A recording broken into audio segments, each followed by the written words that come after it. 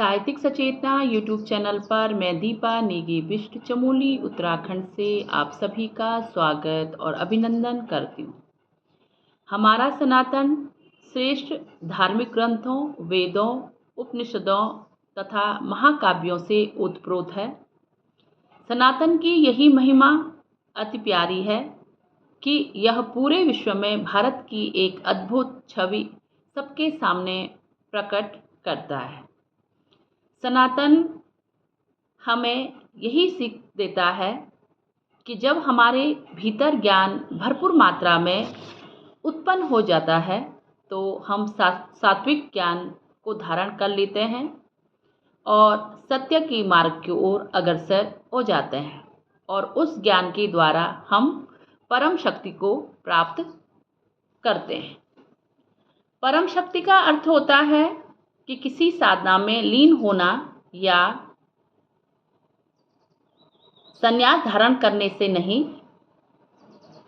वरन परम शक्ति का अर्थ है कि जब हम अपने हृदय में उस ईश्वर के प्रति संपूर्ण श्रद्धा को धारण करते हुए सत्य को स्वीकार करते हैं और संपूर्ण सृष्टि को अपना परिवार समझते हैं, तो हमारे अंदर से हर प्रकार के राग द्वेष संघर्ष सदा के लिए समाप्त हो जाते हैं।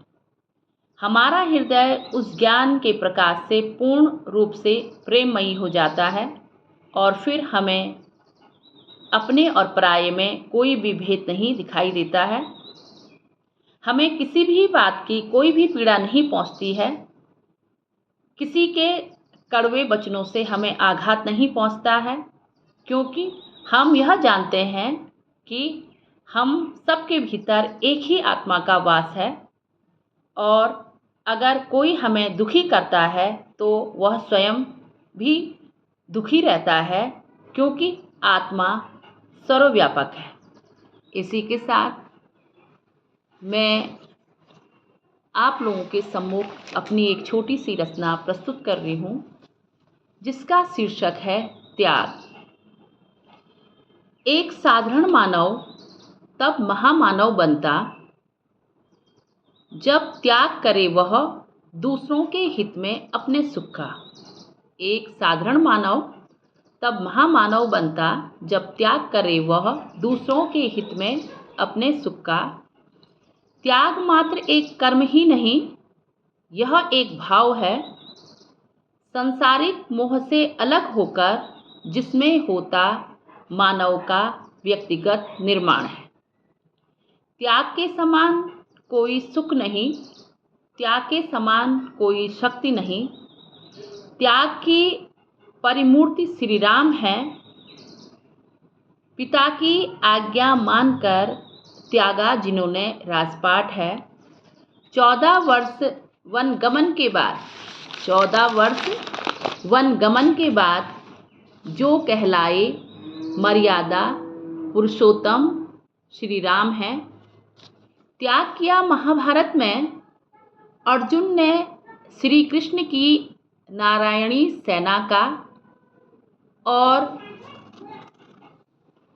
चुना श्री कृष्ण भगवान को।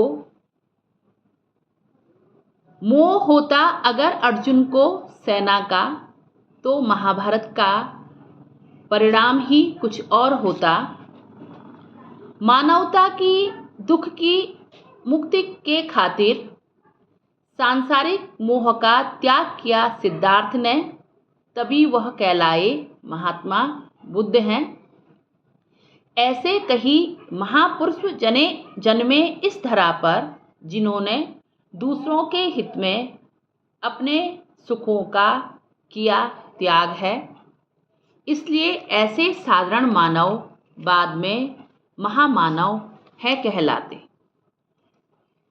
अहंकार, असंतोष और अधीनता के त्याग से होता विनम्रता व सात्विक गुणों का विकास।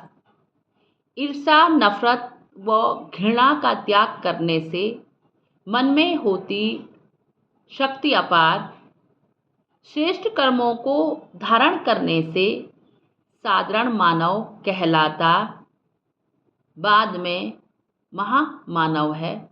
इसी के साथ धन्यवाद।